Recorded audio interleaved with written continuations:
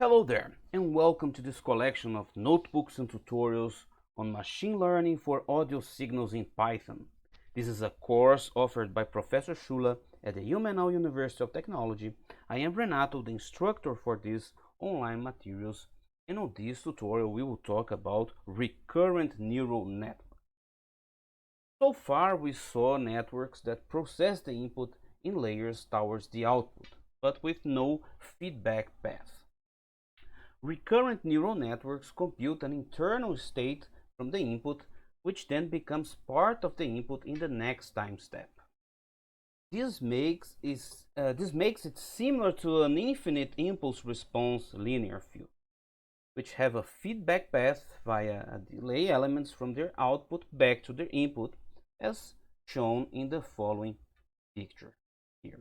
Here we have for input x of n, we have some delay elements, we have some gay elements, we have some addition, and here we have our output, and the output goes back here. There are some more delay elements, and some more additions, and so there is a feedback loop. This is a generic infinite impulse response filter, and you can take a look more in detail in the lecture Advanced Digital Signal Processing, slide 7. It's also offered by Professor Schula at the UMNL University of Technology, and also there's a reference book that's Discrete Time Signal Processing by Oppenheim. And here we also have another tutorial from the Advanced Digital Signal Processing part 7 about filters. This is the part about infinite impulse response filters. We will first analyze this structure, and then we will try to implement it with a recurrent neural network. What we'll try to do is to analyze this IIR filter structure, and we'll try to compare it and implement it using a recurrent neural network. The coefficients BI are the feed-forward coefficients, and the AI are the feedback coefficients. Xn is the audio input signal, and y of n is the output signal of the filter. Because of the feedback path, the IIR filter can start to oscillate and even to become unstable. And this happens if the poles of its transfer function in the z-domain are outside the unit circle. But when the poles are just inside the unit circle and close to it, this filter produces an impulse response of decaying oscillations or sinusoidal signals. As an audio signal, this can sound like a tone from a bell, for example, and in this way it can be used to generate a signal. So the corresponding difference equation in the time domain is given here by this equation 1, and we have our output, we have our input, we have our B coefficients, and we have our A coefficient. You can also take a look at the book by Oppenheim, the Discrete Time Signal Processing, on chapter 6 from the 1989 edition. Then when we take the transfer function of this difference equation, so the resulting transfer function in the z-domain, you can also take a look at the lecture mentioned here, so in order to understand difference equations and also the transfer function in the z-domain, and this becomes the resulting transfer function is given here. For our test generative example, we would like to have a decaying sinusoidal function as an impulse response. And we obtain this from a simple second order IIR filter with the B0 equals to 1 and 0 elsewhere for L equals to 1 and R equals to 2, meaning just 2 feedback delays and coefficients. Then we have this equation number 2 here. So we are setting B0 equals to 1, 0 elsewhere, L equals to 1, and R equals to 2. And the resulting transfer function in the z-domain is then given here. And now we notice very interesting things here. The denominator polynomial is of order 2, and hence it has two zeros, which result in also two poles, P0 and P1 of the transfer function h of c. Each pole causes an oscillation at a frequency which is given by its angle to the real axis in radians, where pi is equal to 180 degrees, interpreted as normalized frequency, where 2 pi corresponds to the sampling frequency. If we want a real valued oscillation, we need a conjugate complex pole pair.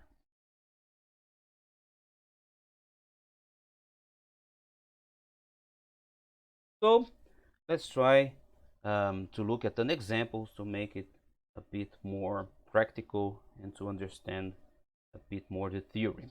What we want is that we want a decaying oscillation as an impulse response with a frequency of 440 Hz, which is a musical pitch A, at a sampling frequency of 8,000 samples per second and a decay factor of Q equals to 0.995%.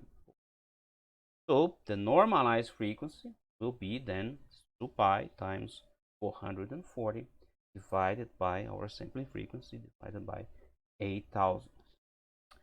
And then we'll have the conjugate complex pole pairs given by Q, which was calculated here, times the exponential of plus or minus j, the imaginary number, times Q. So let's use Python to have these poles. So I'm using NumPy for mathematical operations and PyPlot, matplotlib for plotting. So we are defining our Q, because in here is part of the formulation of our problem. Then we are calculating omega. It's given by this equation here. And then we have our conjugate complex pole pair given here with plus or minus j times q exponential. And then just using an interesting approach from matplotlib to plot the unit circle, and also having here the complex z-plane with the real axis and the imaginary axis, and we have here our poles. They are symmetric, they are, because they are, of course, as defined here, conjugate complex. So with these poles, the transfer function now will become this equation given here. And we have here now, we have our poles P0, P1, and when we compare with the formula of our transfer function in the z domain, and we can see that A1 is equal to adding the poles, and A2 is a multiplication of the poles. If we use the above pole pair, and reminding the Euler's formula that e to the power of j omega is equal to the cosine of omega plus j times the sine of omega, and this becomes A1 is 2q times the cosine of omega, and A2 is minus omega squared.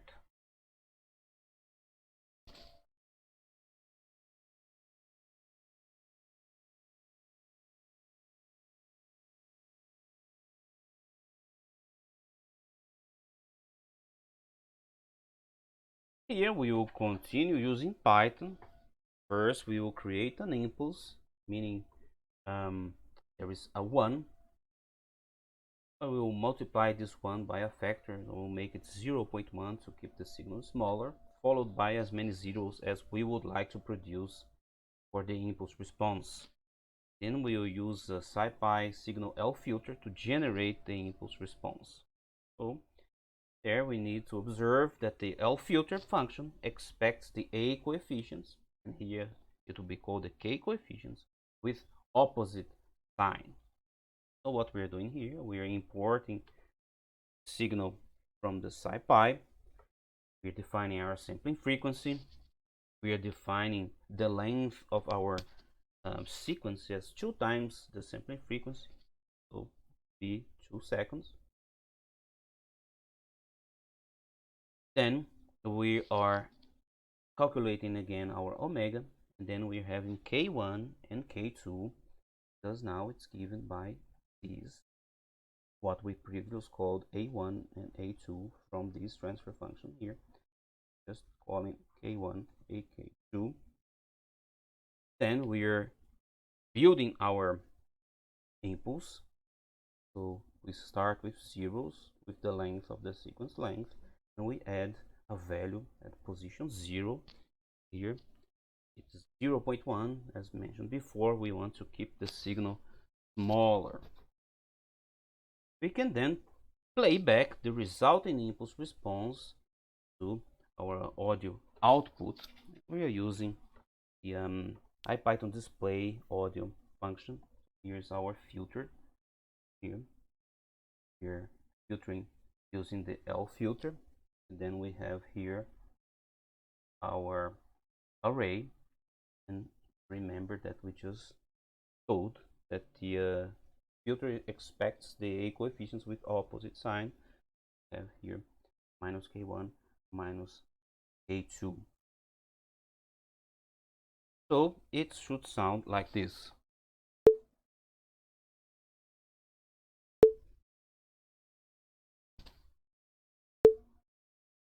Observe that it indeed sounds like a small bell or a xylophone or some kind of a percussive metal oscillating instrument in this category of bells and xylophones.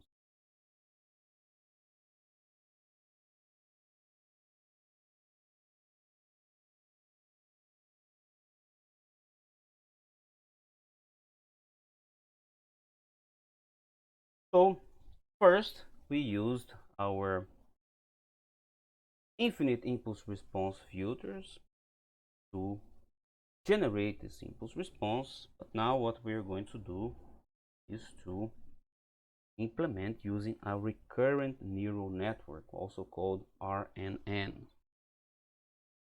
In IIR filters, we have the delay chain of delay elements c to the power of -1, which delay each sample by one sample interval. In a recursive neural network, instead, we have the hidden states h, which is a vector or an array which is updated after each sample interval according to the matrix equation given here.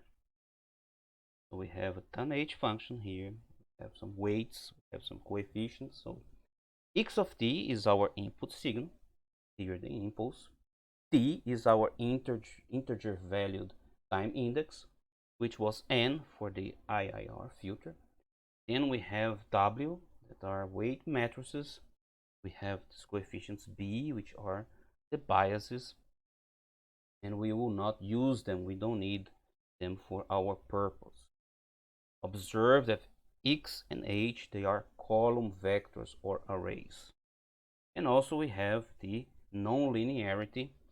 By default is the tan h function, but it can, as an alternative to the relo function, that can also be used. And here from PyTorch documentation, you have a class recursive neural networks that will apply multi-layer element RNN with tan h or relo. That can be also used as an alternative. And for each element in the input sequence, each layer computes the following function, which we have it here. You can read more. Very important to understand the documentation, implement things.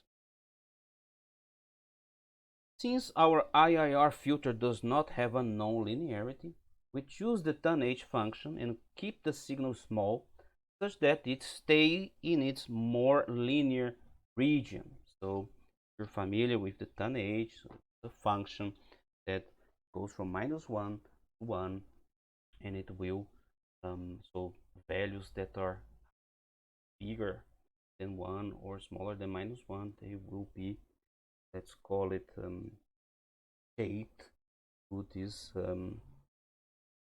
tan h function. But if we keep the signal small enough, it will stay in its more linear region and we will avoid some problems.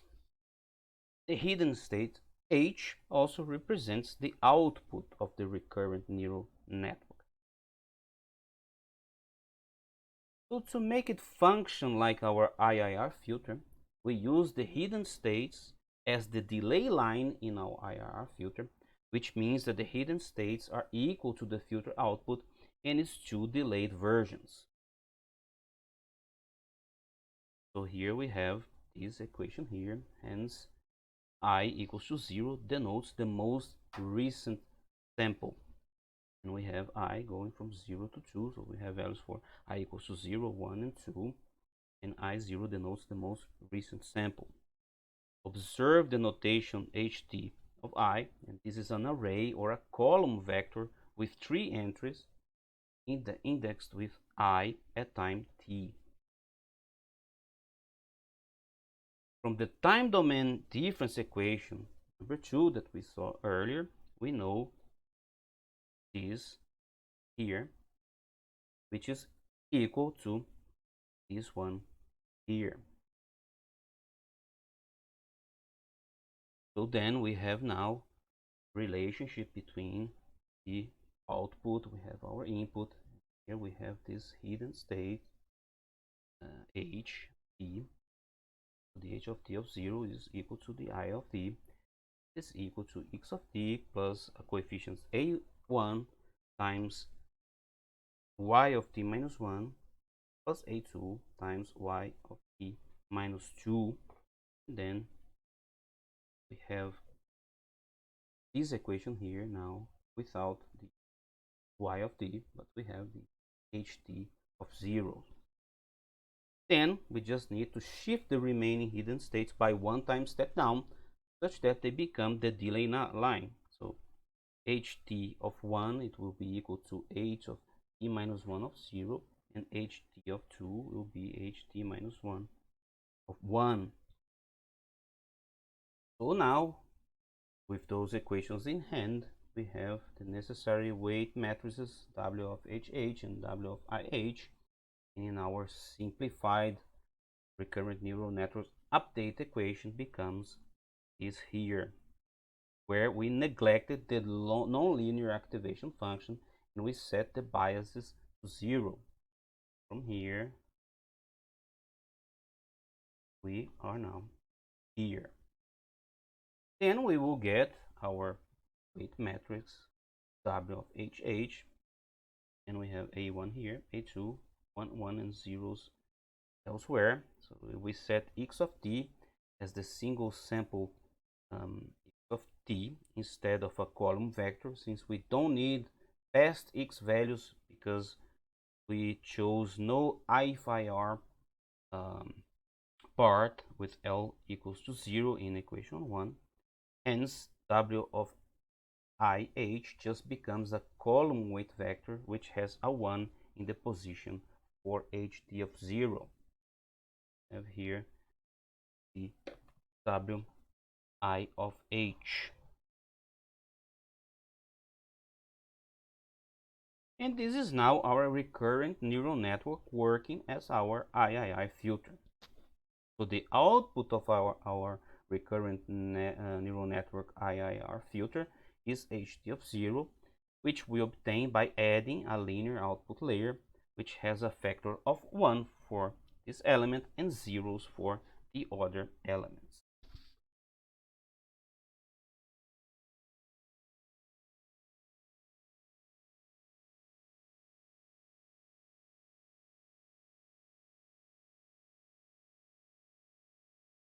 So now we will use PyTorch and do a complete implementation to have this IIR filter implemented as a recurrent neural network. So we import here PyTorch. We will define some parameters. So the in features equals to 1 is the samples per input time step.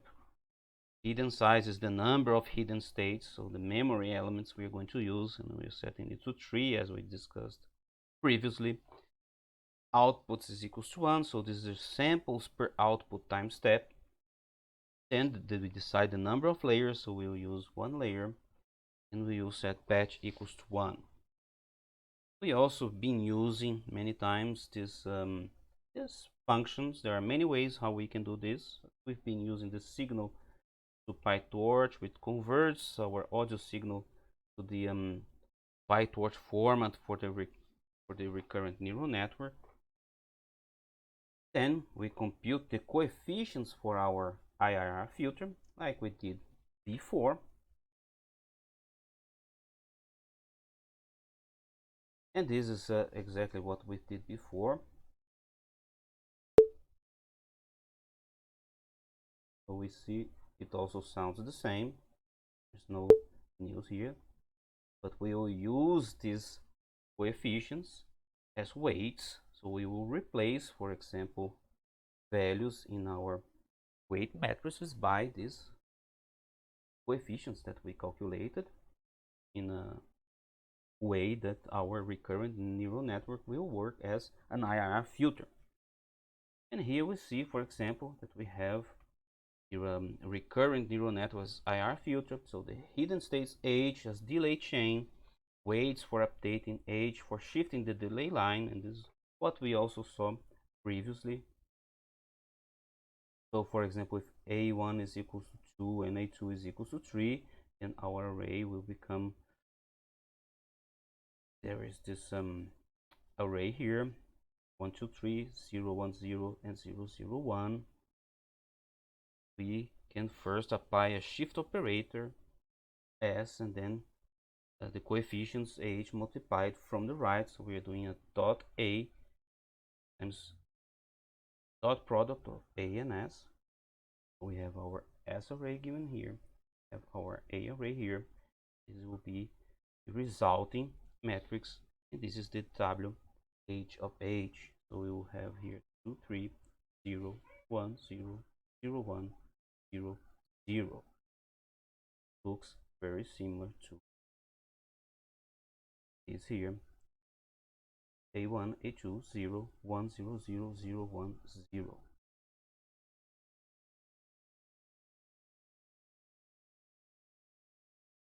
Now we can create our neural network model and assign our desired weights such that it acts like our IIR filter.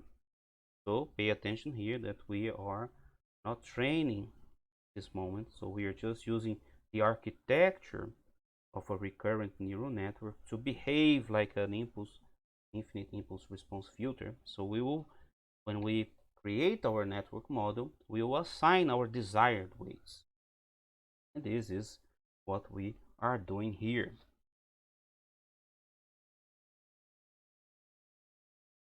And we have here our K1, our K2. So we are taking this weights, and then we are assigning the weights that we want to the proper position in the weight matrix. So with the Spring function, you should check at runtime if the weights of the model now look like what we expect. And if they look okay, we have now a functional neural network which should work similar to an IIR filter. And we can then, for example, convert our impulse to PyTorch and then feed it to our neural network. What we're doing here, have our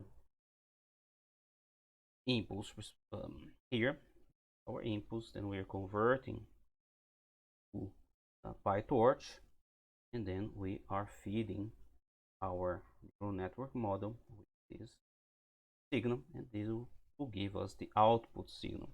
And the output of the recurrent neural network is then converted back to NumPy, so we can play it back to the speaker for listening comparison, and we can also plot together with the output of the IIR filter for visual inspection and visual comparison. So this is what we're doing here. So remember that now this is the output of our recurrent neural network, and it sounds like this.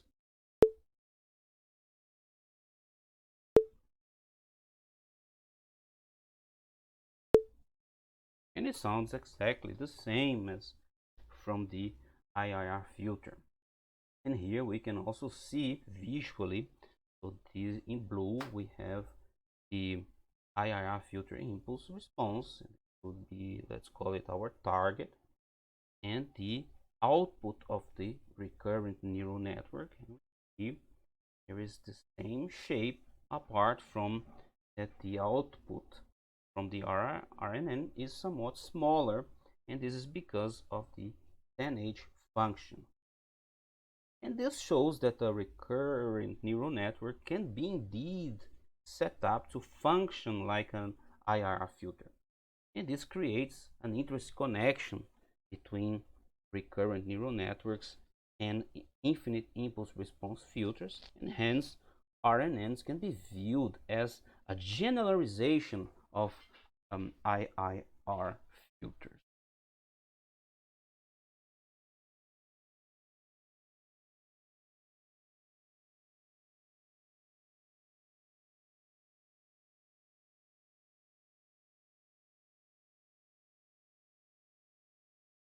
So previously, we assigned the desired weights to our network model, our recurrent neural network model. So we calculated the weights so it would behave like an infinite impulse response filter.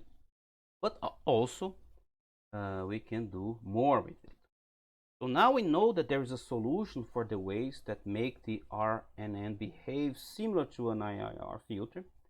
And in general, we will not pre-compute the weights, but we will let the optimization algorithm to figure it out on its own, given the impulse as training input, desired impulse response as the target signal. So we will use the impulse as the training input and the desired impulse response as the target signal. So if the optimization is powerful enough, it should be able to find the solution. But we have a problem. The problem here is that for a system with feedback, as the recurrent neural network, the gradient of the loss function for the optimization is very difficult to compute. As we know, PyTorch uses the autograd to compute the gradients of the loss function. You can see here some documentation about the autograd, so this automatic differentiation, and here more information about this autograd. Also here you can understand the heart of the PyTorch computations, is this automatic differentiation. And the weights, they are of type Torch tensor. And we have the attribute called requires grad, and we can set it to true or false. So the PyTorch then tracks all operations with the tensors to be able to quickly do the gradient calculation using backpropagation. Backpropagation is basically just another name of the chain rule of differentiation. And this is done with the backward step in the optimization loop, and the resulting gradient is then stored in the grad attribute. So when we have a feedback loop, as in a recurrent neural network, we apply the network over and over again to its output. And this can be seen as a very deep neural network where each loop iteration is another layer with the same coefficients. Applying backpropagation means that we go back through all those layers or all those iterations using the chain rule for the computation of the gradient. But each computation introduces computation errors, which then will accumulate. If our impulse response signal decays very slowly, then we have significant components far back in history, which makes the computation of the gradient very inaccurate. This can also lead to the problem of vanishing gradients, where very small values are rounded to zero, or exploding gradients, which leads to not a number errors, also this NAN. Our example has an impulse response with significant values over several thousand samples, but at k equals to 0.995, and it still converges.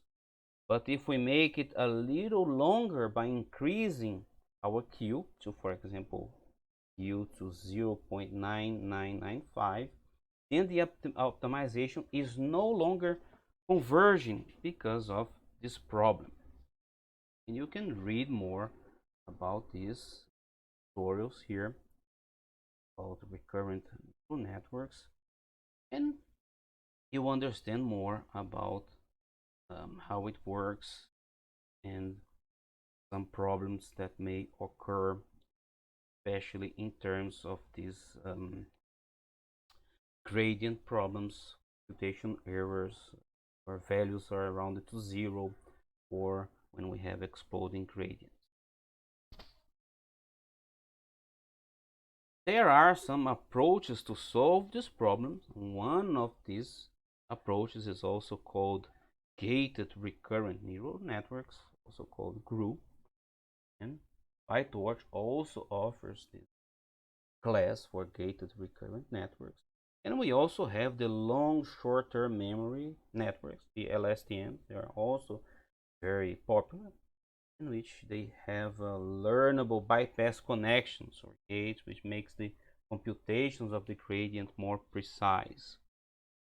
But for problems where simple RNN converges, it seems to converge faster also because the gated recurrent networks and the LSTMs, they have many more ways to be optimized.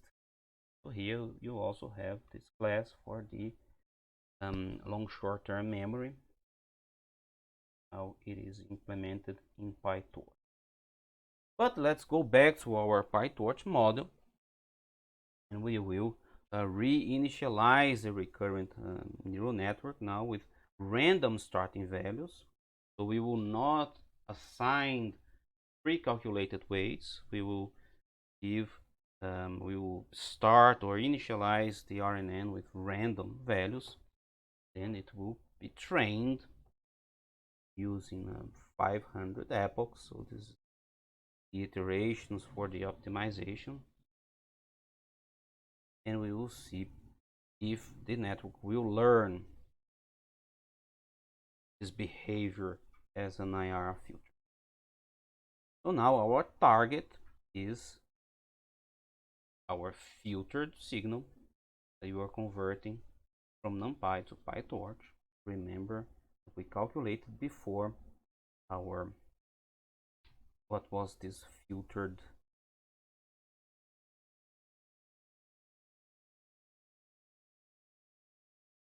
that is here. So this is from the results that we obtained using the IIR filtering with an impulse. Here we have our impulse, then we have our filter structures given by the equation here, where we have this A coefficients we're calling K. Going through it once more again, and this function will be the target now. And this is what we're doing. Then we are now initializing our recurrent neural network weights with random values, and we can see here random values here. So now we don't have pre-calculated weights, but we have random weights. But now we also have target function.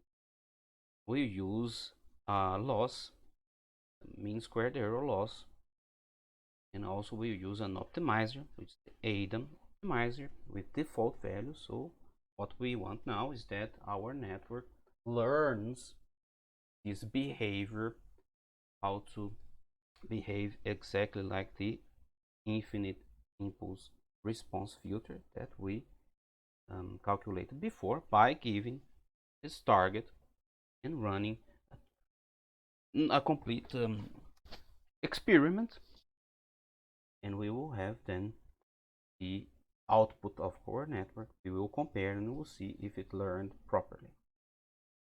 So here, this is a standard way how we've been doing. So we have here, this is the we feed this signal to our recurrent neural network model, calculate losses, we use the zero grad backward and step as usual, and after you'll see that the loss starts at 4.4 more or less, and after 500 epochs it's at around 0.1. It looks successful. So then we will plot the resulting impulse response from the recurrent neural network and in comparison with the given target, which is the impulse response of the IIR filter.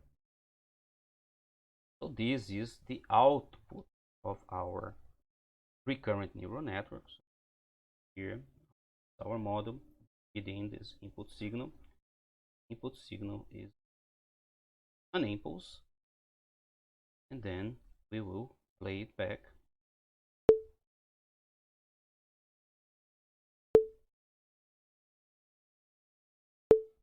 And it also sounds exactly the same as when we filtered using our IIR filter. When we assigned the calculated weights, so our RNN behaved like an infinite impulse response, and also now we didn't assign any weights, but we gave it a target value, and it was trained so that it would optimize in order to behave like the infinite impulse response. And here is the plot that we are comparing. The in blue is the IIR filter impulse response, also our target, and then the output of our RNN network. And we already see it looks very similar, and observe that now we have an even better fit than with our pre-computed weights. And this is because the training was able to partly compensate the effects of the nonlinear activation function we used, which was the 10H. And this approach can now be used to generate sounds and also to detect sounds. So for instance, this RNN could be used to generate xylophone or bell sounds. So each impulse at its input is like an attack for a certain note of the xylophone or bell, and different targets in the training result in different sounds. Observe that this is now more generic than an IIR filter, and hence more sounds could be produced. Matched filter theory states that a filter is maximizing the signal to noise ratio for a signal which is the time reversed of its impulse response. And you can also see our lecture on convolutional neural networks. That is also available here. And since the RNNs, they have long impulse responses, they can also detect long signals or sequences. So this is the end of our tutorial on RNNs. There are much more to explore. There are much more to go deep into the gated recurrent networks, or the LSTM, or the other generative models like GANs. And this is just a basic introduction to machine learning for audio signals in Python. It's given by Professor Schuler for bachelor students, different courses, especially media technology, communications and signal processing.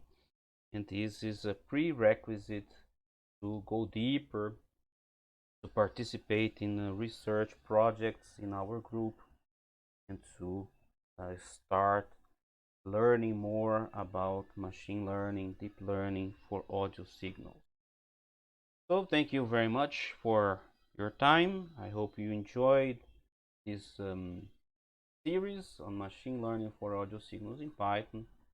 Please check our other tutorials. We have many more tutorials covering the subjects offered by Professor Schuler, subjects from our Applied Media Systems Research Group at the Human University of Technology. We have audio coding. We have multi-rate signal processing. We have advanced signal processing. And also I have other tutorials that are not related to the Human University of Technology, but they are related to sound and to audio programming, music technology. So we have the basics of musical instruments classification using machine learning. We have an introduction to automatic music transcription. We have the basics of embedded audio programming. So there are much more. So you can check the GitHub at Guitars AI YouTube channel. And I see you another time.